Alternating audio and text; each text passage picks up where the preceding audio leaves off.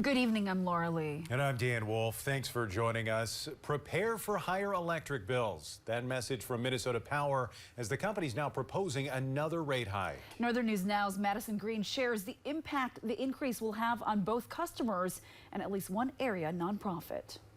Wednesday, Minnesota Power proposed a rate increase of 12% for next year, which for the average customer would be an extra $11 a month. But nonprofits like True North Goodwill are not average customers.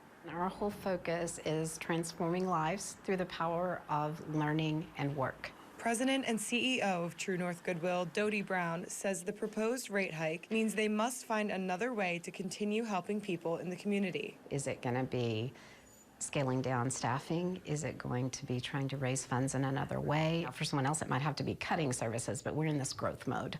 So for us, it's going to be, we might have to grow a little bit slower, which is sad. As a nonprofit, Goodwill relies on donations and grants for funding. Grants to keep the lights on are pretty few and far between. There are probably some out there. According to Minnesota Power, the proposed increase is necessary due to the state's goal of moving toward 100% carbon-free energy by 2040. Representatives say achieving this kind of green requires this kind of green.